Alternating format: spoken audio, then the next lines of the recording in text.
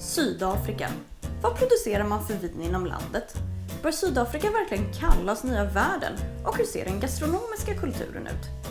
Jag heter Daniella Egernäs och är sommelier. Detta är några saker jag hoppas kunna besvara i den här serien om Sydafrika som vinland. Jag har också tagit hjälp av vår svenska Master of Wine Madeleine Stenwreth. Det hon inte kan svara på när det kommer till sydafrikanskt vin, det är knappast värt att veta. Tillsammans besöker vi några producenter för att lyfta blicken mot ett land som vi båda älskar. Häng på!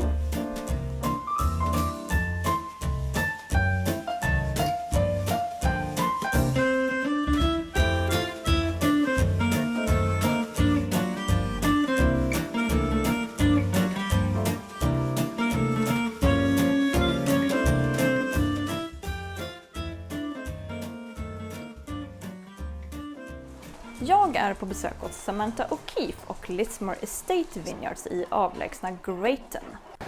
Hi, I'm Samantha O'Keefe and this is Lismore. In 2003, I drove down a dusty road into the mountains behind me and bought an old dairy. No one had ever planted or grown wine grapes in this area before, and I was very young and very idealistic, and I thought it would be a great idea. So I planted 36,000 vines to begin with, and the area around me called Greaton is now a wine of origin or an appellation because of what I've done here at Lismore. I'm producing 70,000 bottles of wines that are generally barrel fermented, white wine, and barrel aged. Att Greaton nu är ett award för vin i Sydafrika är alltså helt och hållet Samanthas förtjänst. Hon är den enda vinproducenten i regionen. Närmaste kommersiella vingård ligger 5 mil bort. Klimatmässigt är Greaton en väldigt sval region och Samantha skördar ofta sina druvor 3-4 veckor senare än exempelvis Swartland. Men Samantha har haft rejäl otur. As some of you may know, in 2019, a fire came out of the mountain and destroyed everything on Lismore. The cellar, my 19 vintage, and my home, along with about 40% of the vineyards. But I just wanted to say thank you to everybody who provided all the help and support and let you know that we're rebuilt. The cellar that you're looking at is new and up and running, and we're ready to produce the 22 harvest here, and we've planted new vineyards, and my family and I are now home. Thank you. So Samantha, you're originally from California. Why did you choose South Africa? You could make wine back in the States. Yeah, I could have, but from the time that I was a little girl, I knew that I'd leave America and go on a big adventure. And at 29 years old, I left America and I wandered to Africa, wandered around for a little bit, and then found myself at the top of this mountain. And through this experience, I really have embedded myself deeply in this country, and I identify first and foremost as a South African winemaker, although I'm American by passport. And it was the greatest thing that I ever did, and the greatest honor of my life is to be one of South Africa's winemakers representing this gorgeous country. One of the top ones, I would say, definitely. Do you want to tell me about Age of Grace? The Age of Grace is a second Viognier that I made. My farm, I only have 0.8 of a hectare, and so I can produce 2,500 to 3,000 bottles a year, that's it. And it was this cult wine that was limited, so I went searching for interesting vineyards that I hope maybe I could blend with my wine and make more Lismore Viognier. And yet I found this very special place in Elgin with rose quartz soil, the same clone that I have on Lismore, the 642 clone, and I made it side by side, and the wine was so distinctive and so special that I decided to bottle it as its own Viognier. Now, for a brand to have 2 Viogniers is a bit cheeky, but it just felt right. And the name Age of Grace is because I'm Samantha Grace O'Keefe, and in 2015 there were so many changes happening in my life, and so the Age of Grace was the next chapter. And in fact, that's exactly what happened. The Age of Grace opened up a whole new world for me, because at that point I started looking for really interesting vineyards in the Cape South Coast, and I was able to increase my production of my other wines as well. But the Age of Grace is Viognier from Cape South Coast vineyards that are not from Lismore. Yeah. Thank you very much. Yeah. Från Greaten tillbaka till Stellenbosch. Madeleine introducerar oss för Glenelly Estate som har en tydlig länk till Bordeaux. Well, here I am standing in the most beautiful part, I would say, of Stellenbosch, on the Simonsberg mountain, and looking out, seeing mountains all over the place and vineyards in front. And this is actually a place called Glenelly. So Glenelly has a beautiful heritage with a link to Bordeaux, and it is a very, very special story. And I have Nicholas here who is going to tell us the story of how it started, why it started, and you know the details. Why is this a link to Bordeaux in Stellenbosch? I think the story started over 200 years ago, our family's journey into wine, when my ancestor, about 8 generations ago, started as a wine broker in Bordeaux. Generation after generation, they started buying some estates, either by marriage or just by managing them or buying them. And progressively, it peaked in the 1920s when my great-grandfather and his brother owned a series of chateaux, mainly in the left bank of Bordeaux. One of which, Château Pichon-Longueville, Comtesse de la Lande, which my grandmother inherited in the 1970s. Then my grandmother always wanted to make wine outside of Bordeaux. She came to South Africa in the 1980s, fell in love with it.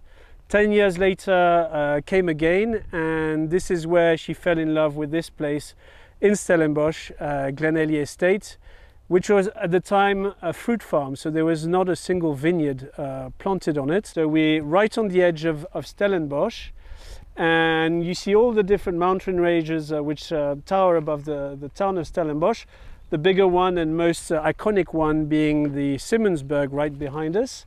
And Glenelly is actually planted on the low slopes of the Simonsberg mountain. So, Nicholas, when you think back on your grandmother's decision when she came here to Stellenbosch and she saw these possibilities of planting vineyards here, was she convinced straight away that this was going to be Cabernet Sauvignon dominated wines? Because, I mean, if you go from here and you go over to Bordeaux and to Medoc and to Pichon-Longueville, then of course you think Cabernet dominated on the left bank. But what made her convinced that this was the place to actually do that? I think you know that Stellenbosch is extremely well known for Cabernet Sauvignon, and this is really the link between the Medoc and Stellenbosch is the varietals. So Cabernet Sauvignon is really king here. I think my grandmother's forte is blending red Bordeaux varietals, and Cabernet Sauvignon being the dominant varietal there. So when she came here, she fell in love with the place. How old was she at that stage? 78. 78, okay. So you're 78 years old, a really powerful woman, and decides to go for something that reminds her of producing something from Medoc, but with a South African soul. Did she taste a lot of different wines from this area so that she already knew before that this is what she's aiming for? She absolutely did taste some wines. She actually visited a lot of established estates at the time which were on the market, but you know, she wanted to do it exactly right. So actually starting with a blank canvas like Glenelly, being a fruit farm before, was ideal for her because she really could plant exactly the varietals where she wanted and in the different proportions. So yes, she did go around, taste a lot of wine. She recognized that there was great elegance and finesse in the South African wines, and so she didn't choose this site just by any chance, by magic. Det är så himla häftigt att jag får vara i Sydafrika samtidigt som dig. Ja. Just nu så är vi också i Stellenbosch hos Glenelly. Du har varit lite liksom involverad som bollplank. Kan inte du berätta om det här vinet? 2015 var den årgången som jag fick prova, som jag bara kände att wow, varför har jag missat de här? För att de är lite grann under radarn. De är väldigt klassiska, supereleganta, understated om man nu ska använda ett engelskt ord. De är vansinnigt duktiga på det de gör, men de skriker inte högst och syns inte mest. Men när jag fick prova 2015 så då ringde jag till Luke som är vinmakare och så sa jag måste få komma och hälsa på, jag måste få komma och prova vinerna och se vad ni gör, för att jag har liksom missat er och jag skäms. För jag är här så himla ofta och så mycket. Och jag måste verkligen få göra det. Och den träffen slutade med att han sa kom hit under skörden och var här under skörden. Vad häftigt. Och då var jag med och provade genom alla årgångar från 08 som var den första årgången de gjorde fram till tank samples, barrel samples utav viner som jag var med på blending tables. Så jag blev inbjuden till att hjälpa till att vara ett bollplank. Om du skulle beskriva det här vinet med några få ord, liksom, vilka highlights vill du ge det? Jag skulle säga så här att vinet har en otrolig kraft, men inte i att vara bredaxlat och stort och pompöst, utan här pratar vi om kraft i nedåtstigande led. Så att jag lägger alltid det här med layers of flavors and layers of intensity, att man hittar kraften går djupt ner. Och det tror jag är också effekten utav de här vingårdarna. De har varit organic managed, alltså sen 3 år, så från och med nu så kommer de att kunna ha sin certification från nästa år. Och själva jordmånen, sluttningen, om man säger riktningen mot solen, allting pratar för att det här vinet har liksom platsen i vinet. Det här är inte bara ett så här winemakers wine, utan det här är att få ihop vinet till att vara någonting som uttrycker växtplats på ett väldigt unikt sätt. I och med att det har en anknytning till Bordeaux, skulle du säga att det är långlivat det här vinet? Verkligen, är det något man lagrar? Absolut. Det jag älskar med de här vinerna, det är att det finns massor utav struktur i vinet, i friskhet och i tanninstruktur. Men det finns också så mycket textur, utan att vara stort och klumpigt så känner man att det ligger som en liten silkeshinna runt alla tanniner i vinet, som gör att man känner att det är aldrig aggressivt, det är aldrig hårt, men man känner att det finns byggstenar i vinet för att liksom driva det framåt i många, många år. Och det här bordeauxiga som jag känner att det finns verkligen, även om man aldrig ska säga att man gör en bordeaux i Sydafrika, så känner man att Pichon Longueville, Comtesse de Lalande, som var de som kom hit och hittade den här platsen, skapade vinet, eller odlade upp alla vingårdar och sen skapade det här vinet. Man hittar den här grafitsvarta, härliga, mineraliga, grusliknande stilen. Men det finns också massor utav skön, mörk bärfrukt. Och det här som börjar att komma med lite ålder, lite ceder och lite sådär pennvässar, känsla. Men så frisk och så elegant. Så det här vinet har finess och det har verkligen långlivad potential. Sen skulle jag säga att den här skulle jag kunna dricka helt utan att tveka precis nu, vilket vi gör. Precis nu, det gör vi. Ja, skål!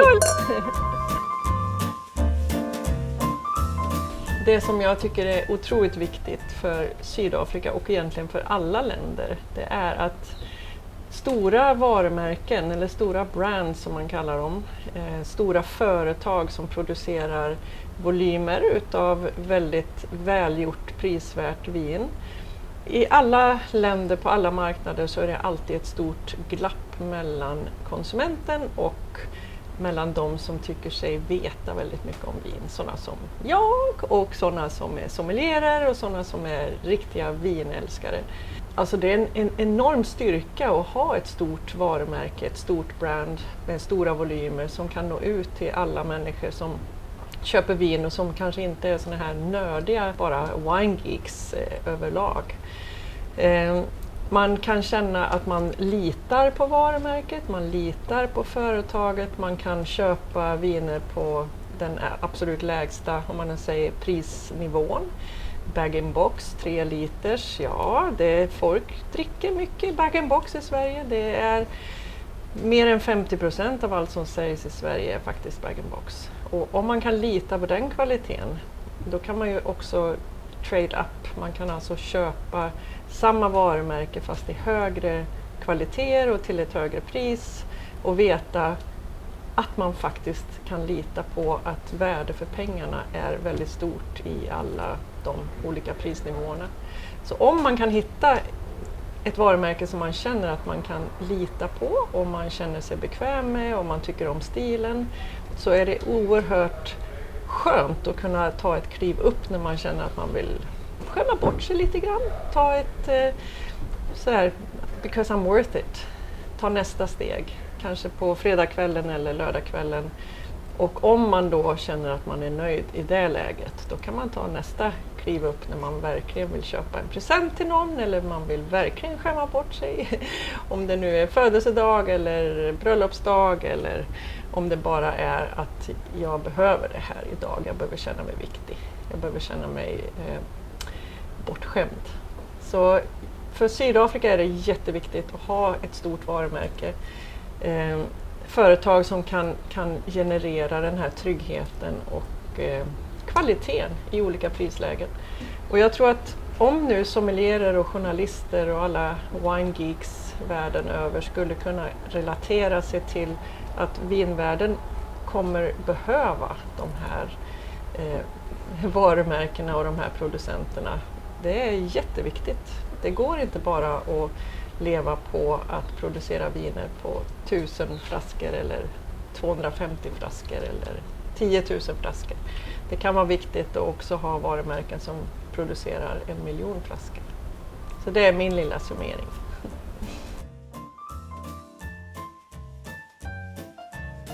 Jag vill rikta ett stort tack till alla som har medverkat och gjort denna serie möjlig.